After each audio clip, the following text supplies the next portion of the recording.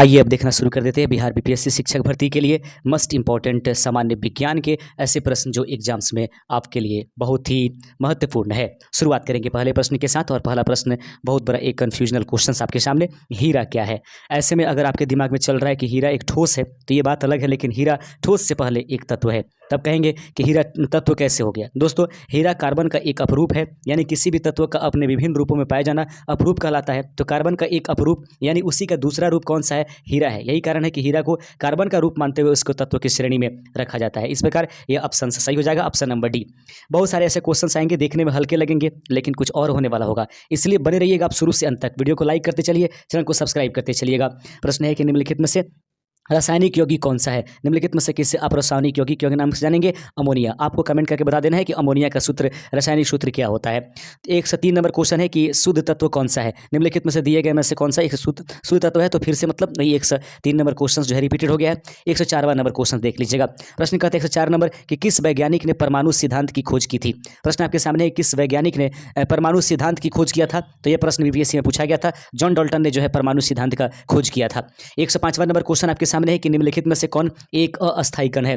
निम्नलिखित में से किसे आप एक अस्थायी तत्व के नाम से, कण के नाम से जानेंगे? तो देखिएगा, इलेक्ट्रॉन, प्रोटॉन, न्यूट्रॉन, ये तीनों के तीनों जो है ये एक प्रकार का परमाणु के मतलब मौलिक कण है, लेकिन उसमें अस्थायी अगर पूछा जाएगा तो न्यूट्रॉन एक अस्थायी जो है कण है परमाणु में पाया जाने वाला। 106 नंबर क्वेश्चन आपके सामने है कि निम्नलिखित में से कौन सा एक आवेश रहित कण है? निम्नलिखित में से कौन जो है एक आवेश रहित है? आवेश सहित नहीं, तो आवेश रहित क्या है? कौन जो होता है न्यूट्रल होता है। सही आंसर है न्यूट्रॉन जो है, इस पर किसी प्रकार का आवेश नहीं होता है।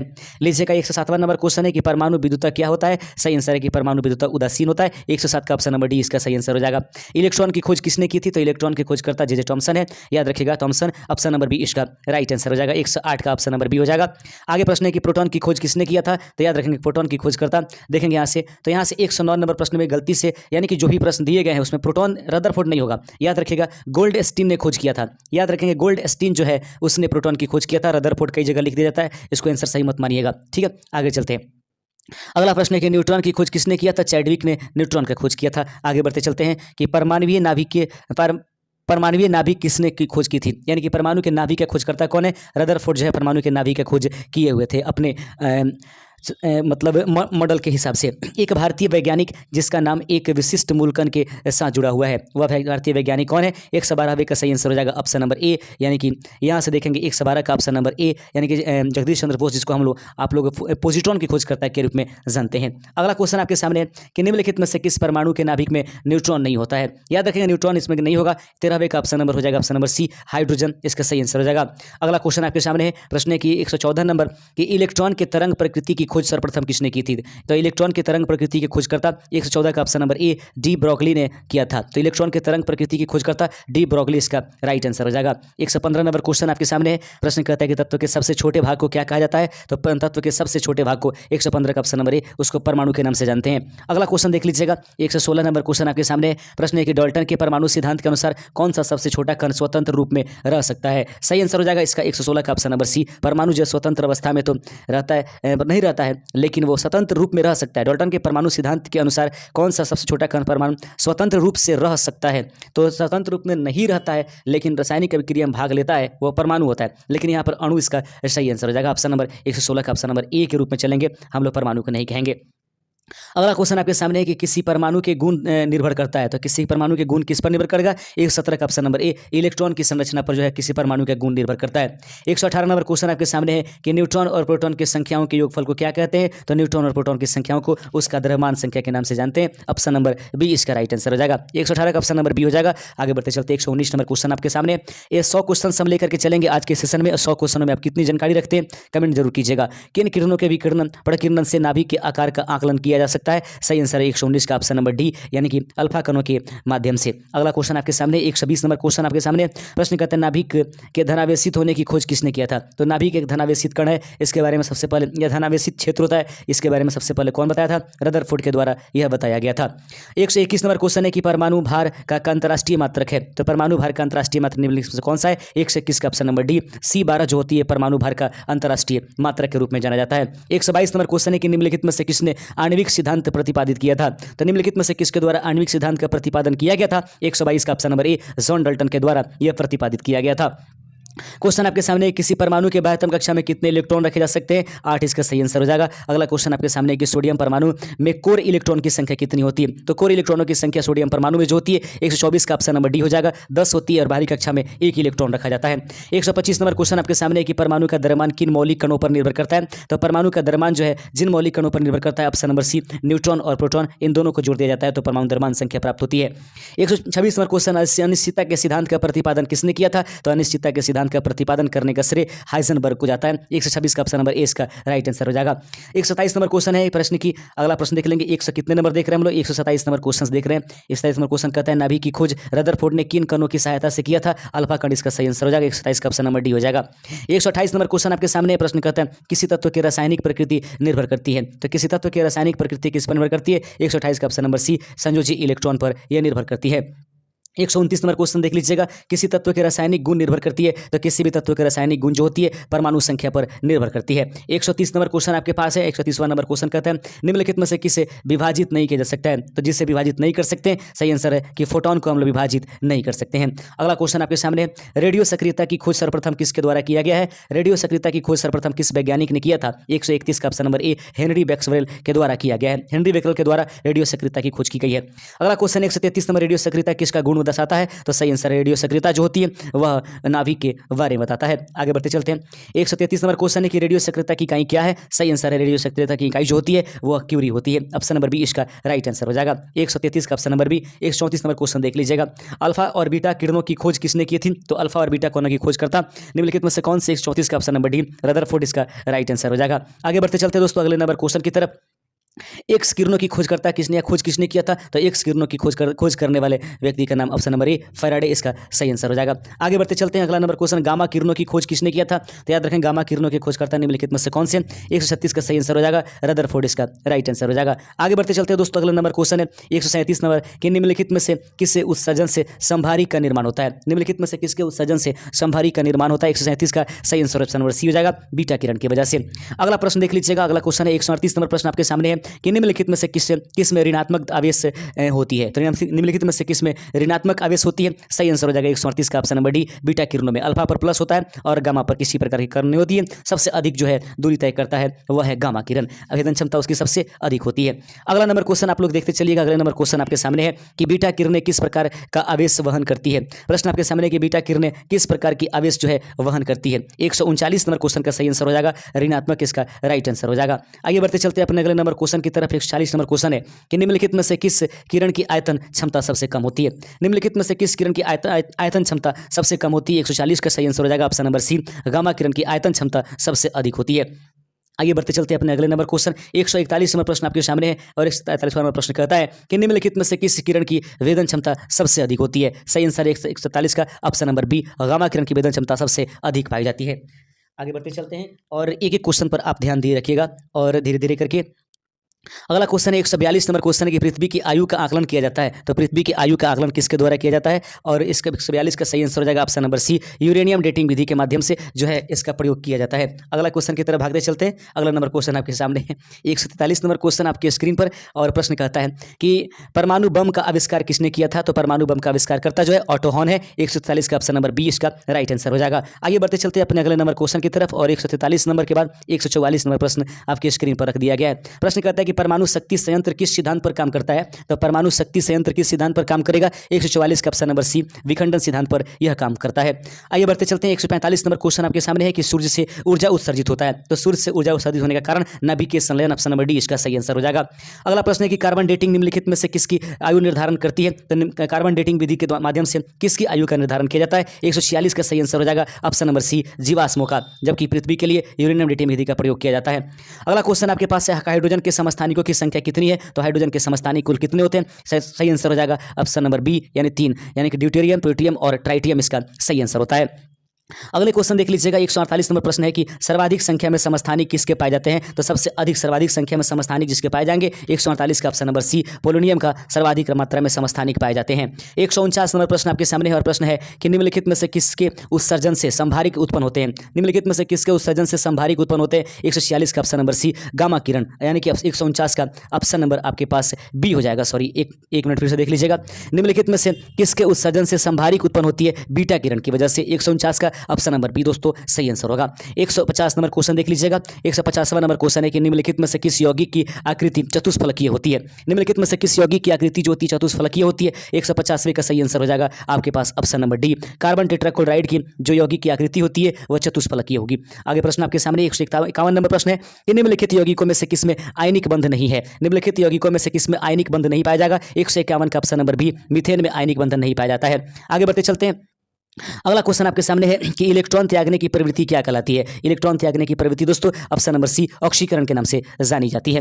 अगला प्रश्न 153 नंबर क्वेश्चन है कि इलेक्ट्रॉन ग्रहण करने की प्रवृत्ति क्या कहलाती है। तो इलेक्ट्रॉन ग्रहण करने की प्रवृत्ति जो है दोस्तों ऑप्शन नंबर बी, अवकरण के नाम से जानी जाती है। अगला प्रश्न देख लीजिएगा, पोलोनियम के समस्थानिकों की संख्या कितनी है। तो पोलोनियम के समस्थानिक कितने हैं। 154 नंबर प्रश्न का सही आंसर हो जाएगा आपके पास ऑप्शन नंबर सी यानी कि 27। पोलोनियम के समस्थानिकों की संख्या 27 है और सबसे अधिक मात्रा में यह रखता है। यानी अगला क्वेश्चन देख लेंगे। प्रश्न थोड़ा सा छोटा करना पड़ गया है। रक्त कैंसर को नियंत्रित करने के लिए उपयोग किया जाने वाला रेडियो आइसोटोपस कौन है। यानी कि देख लेंगे तो कोबाल्ट 60 का प्रयोग किया जाता है रक्त कैंसर को नियंत्रित करने के लिए। 155 का ऑप्शन नंबर ए इसका सही आंसर हो जाएगा। 156 नंबर क्वेश्चन आपके स्क्रीन पर है। 156 प्रश्न को देख लीजिएगा, थोड़ा सा छोटा कर लेने दीजिए। अब उसके बाद प्रश्न आपके सामने है। प्रश्न कहता है कि इलेक्ट्रॉन त्यागने की प्रवृत्ति निम्नलिखित में से क्या कहलाती है। 156 का ऑप्शन नंबर बी, ऑक्सीकरण। एक बार फिर से इसका ये दोहरा दिया गया प्रश्न। हाइड्रोजन के जलने के संबंध प्रक्रिया होती है। हाइड्रोजन के जलने से संबंध प्रक्रिया क्या कहलाती है। तो सही आंसर हो जाएगा 157 का ऑप्शन नंबर डी, ऑक्सीकरण कहलाती है। आगे बढ़ते चलते हैं। अगला नंबर क्वेश्चन है, लोहे पर जंग लगना अब किसका उदाहरण है। तो लोहे पर जंग लगना निम्नलिखित में से किसका उदाहरण है। 158 का ऑप्शन नंबर सी, ऑक्सीकरण का यह एक उदाहरण है। 159 नंबर प्रश्न आपके सामने है कि प्रकाश ऑक्सीकरण प्रक्रिया शुरू की जाती है। तो प्रकाश ऑक्सीकरण की प्रक्रिया किसके द्वारा शुरू की जाएगी। ऑप्शन नंबर बी, प्रकाश धारा के माध्यम से यह शुरू की जाती है। अगला क्वेश्चन आपके 160 नंबर प्रश्न आपके स्क्रीन पर है। 160वें नंबर प्रश्न आपके स्क्रीन पर देखते चलिएगा।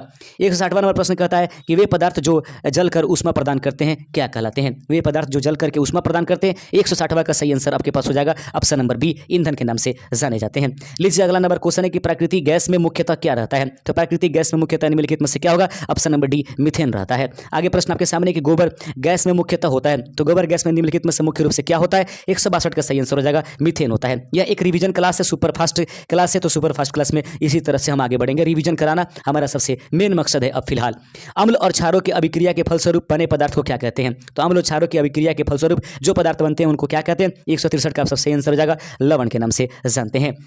अगला क्वेश्चन है कि अमोनिया क्लोराइड का जलीय विलयन होता है। तो अमोनिया क्लोराइड का जलीय विलयन कैसा होता है। 164 का सही आंसर हो जाएगा यह एक प्रकार की क्षारीय विलयन होता है। 165 नंबर क्वेश्चन देख लीजिएगा। अगला क्वेश्चन है कि किसी एक सामान्य व्यक्ति के रक्त का पीएच मान स्तर कितना से कितना तक होता है। याद रखिएगा 165 नंबर क्वेश्चन का सही आंसर हो जाएगा ऑप्शन नंबर बी, 7.35 से 7.4 यानी कि क्षारीय प्रकृति की होती है। 7.4 इसी को लेकर के बोला जाता है।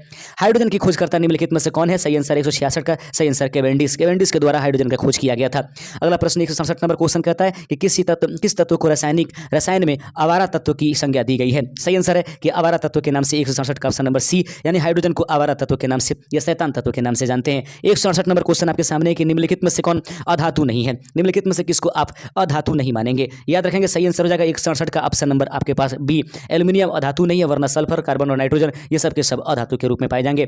पौधे नाइट्रोजन को किस रूप में लेते हैं। तो पौधे नाइट्रोजन को जिस रूप में लेते हैं उसको हम 169 का सही आंसर हो जाएगा आपके पास ऑप्शन नंबर डी, नाइट्रेट्स के रूप में लेते हैं। पौधे नाइट्रोजन किस रूप में लेते हैं। तो नाइट्रेट्स इसका सही आंसर हो जाएगा। 170 नंबर क्वेश्चन है कि निम्न में से कौन सा एक परमाणविक गैस है। तो याद रखेंगे एक परमाणविक गैस निम्नलिखित में से कौन सा है। तो सही आंसर हो जाएगा 170 का ऑप्शन नंबर बी, हीलियम जो है एक परमाणविक जो है गैस है। आगे बढ़ते चलते सभी अक्रिय गैस से एक परमाणविक रूप में मानी जाती है। निम्नलिखित में से किसको सार्वत्रिक विलायक के नाम से जानते हैं। निम्नलिखित में से किसको सार्वत्रिक विलायक कहते हैं। 171 का सही आंसर हो जाएगा ऑप्शन नंबर ए, पानी को सार्वत्रिक विलायक के रूप में हम लोग इस्तेमाल करते हैं। अगला क्वेश्चन है कि निम्न पदार्थों में से कौन केवल एक ही तत्व से बना होता है। निम्न पदार्थों में से कौन केवल एक ही तत्व से बना होता है। 172 का सही आंसर हो जाएगा ऑप्शन नंबर सी, हीरा जो है एक सार्वत्रिक मतलब यह एक प्रकार का तत्व है जो केवल एक ही तत्व से मिलकर बना होता है, वह कार्बन है।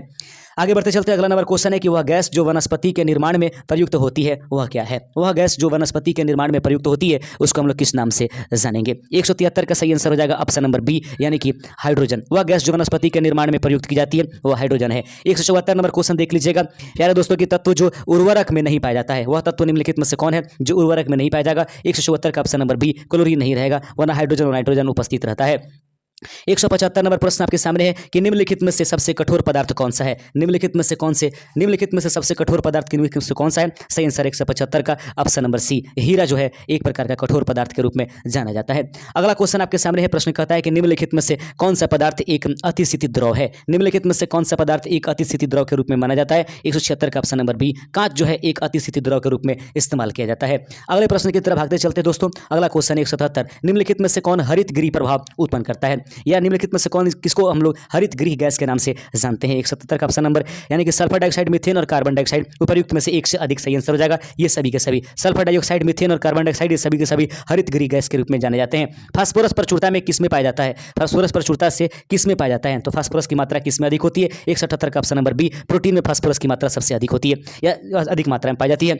हीरे का 1 कैरेट कितने मिलीग्राम के होता है? हीरे का 1 कैरेट कितने मिलीग्राम के बराबर माना जाता है? 179 का ऑप्शन नंबर सी, 200 mg के बराबर। हीरे का 1 कैरेट कितने मिलीग्राम के बराबर माना जाएगा? 200 mg के बराबर माना जाता है। अधातु के ऑक्साइड प्राय होते हैं, तो अधातु के ऑक्साइड निम्नलिखित में से किसके बराबर होते हैं? 180 का ऑप्शन नंबर सी, क्षारीय इसका सही आंसर हो जाएगा। 181 नंबर क्वेश्चन है कि आग बुझाने वाले गैस कौन सा है? तो आग बुझाने वाला गैस निम्नलिखित में से कौन सा है? कार्बन डाइऑक्साइड को आग बुझाने वाला गैस के नाम से जानते हैं। हंसाने वाली गैस निम्नलिखित में से कौन से? नाइट्रस ऑक्साइड को हंसाने वाले गैस के नाम से जानते हैं।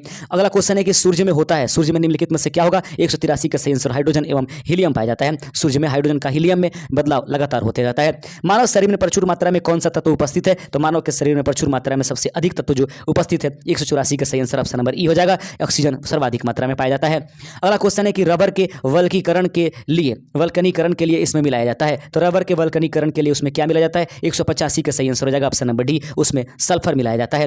अगला क्वेश्चन 186 नंबर क्वेश्चन देख लीजिएगा। प्रश्न है कि नाभिकीय रिएक्टरों में ग्रेफाइट का प्रयोग किस लिए किया जाता है? नाभिकीय रिएक्टरों में ग्रेफाइट का प्रयोग किसके लिए किया जाएगा? 186 का सही आंसर रहेगा। विमंदक के रूप में नाभिकीय रिएक्टरों में जो है ग्रेफाइट का प्रयोग करते हैं। एकदम ध्यान से देखिएगा इन प्रश्नों में से खूब प्रश्न आपके एग्जाम्स में आएंगे।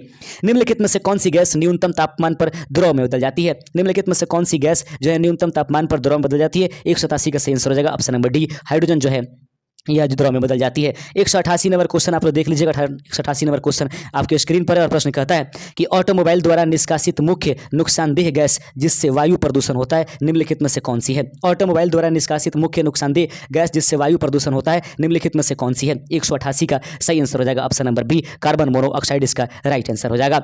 अगला नंबर क्वेश्चन है 189 नंबर प्रश्न देख लीजिएगा। प्रश्न कहता है कि विसंक्रमण के बाद, प्रश्न देख लीजिएगा, विसंक्रमण के बाद जल में उपलब्ध क्लोरीन की मात्रा को क्या कहते हैं? विसंक्रमण के बाद जल में उपलब्ध क्लोरीन की मात्रा निम्नलिखित में से क्या कहलाएगी? 189 का ऑप्शन नंबर डी, अवशिष्ट क्लोरीन के नाम से यह जानी जाती है। अगला 190 नंबर क्वेश्चन है कि निम्नलिखित में से कौन सी ग्रीन हाउस गैस नहीं है? निम्नलिखित में से कौन सी ग्रीन हाउस गैस के रूप में नहीं लाया जाएगा? सही आंसर हो जाएगा 190 का ऑप्शन नंबर जो सी होगा, हाइड्रोजन एक ग्रीन हाउस गैस नहीं है, वरना कार्बन डाइऑक्साइड, क्लोरोफ्लोरोकार्बन और नाइट्रस ऑक्साइड ये तीनों के तीनों जो है वह ग्रीन हाउस गैस के रूप में जानी जाती है। जल का शुद्ध रूप निम्नलिखित में से क्या है? तो जल का शुद्ध रूप 191 का सही आंसर हो जाएगा। वर्षा का जल उसका शुद्ध रूप माना जाता है। बैटरी में निम्न में से किस एसिड का उपयोग किया जाता है? याद रखेंगे सल्फ्यूरिक एसिड का प्रयोग किया जाता है। 192 का ऑप्शन नंबर सी इसका सही आंसर हो जाएगा। 192 नंबर फिर से देख लेंगे। बैटरी में निम्न में से किस एसिड का उपयोग करेंगे दोस्तों? तो याद रखेंगे 192 का सही answer option number C, sulphuric acid, क्योंकि इसको बैटरी सेल एसिड के नाम से भी जानते हैं। निम्नलिखित में से प्रमुख ग्रीन हाउस गैस कौन सी है? निम्नलिखित में से कौन जो है प्रमुख ग्रीन हाउस गैस प्रमुख रूप से पूछा जा रहा है? 193 का सही आंसर है कार्बन डाइऑक्साइड जो है यह प्रमुख ग्रीन हाउस गैस के रूप में जानी जाती है। मौसमी गुब्बारों में कौन सी गैस भरी जाती है? मौसमी गुब्बारों में निम्नलिखित में से कौन सी गैस भरी जाएगी? 194 का सही आंसर है option number B, helium gas का इस्तेमाल किया जाता है। हीरा और ग्रेफाइट होते हैं, तो याद रखेंगे हीरा और ग्रेफाइट जो होते हैं यह एक अपरूप है। 195 का ऑप्शन नंबर सी इसका सही आंसर हो जाएगा। अगला क्वेश्चन 196 नंबर प्रश्न है कि कार्बन डेटिंग निम्न की आयु निर्धारित हेतु प्रयुक्त होता है। तो कार्बन डेटिंग निम्नलिखित में से किसकी आयु के लिए? तो सही आंसर है जीवाश्म। एक बार फिर से रिपीट हो गया क्वेश्चन। 197 नंबर क्वेश्चन देख लीजिएगा। दिया सलाई की नोक में क्या रहता है? दिया सलाई के नोक में किसका प्रयोग किया जाता है? तो 197 का सही आंसर हो जाएगा option number A, Lal phosphorus. नोक में जो है लाल फास्फोरस का प्रयोग करते हैं। पोटेशियम क्लोरेट भी प्रयोग किया जाता है, लाल फास्फोरस डीबी पर भी प्रयोग किया जाता है। हीरे का खनिजीय बनावट क्या है? तो हीरे का खनिजीय बनावट 198 का सही आंसर हो जाएगा ऑप्शन नंबर बी। तो हीरे का खनिजीय बनावट जो होती है कार्बन होती है। 199 नंबर क्वेश्चन आपके सामने है कि हीलियम की खोज किसने किया था? 199 का सही आंसर हो जाएगा हीलियम के खोजकर्ता जो है लोकेयर हैं। लोकेयर के द्वारा हीलियम की खोज किया गया था। 199 का बी। 200 नंबर क्वेश्चन देख लीजिएगा। प्रश्न है कि सर्वाधिक यौगिक बनाने वाली अक्रिय गैस कौन सी है? तो सबसे अधिक यौगिक बनाने वाली अक्रिय गैस निम्नलिखित में से कौन सी है? सही आंसर है ज़ेनॉन। मिलेंगे अपने साइंस के अगले वीडियो के साथ अगले दिन। तो शुक्रिया अभी फिलहाल हमारे इस चैनल को और इस वीडियो को संपूर्ण देखने के लिए। जय हिंद।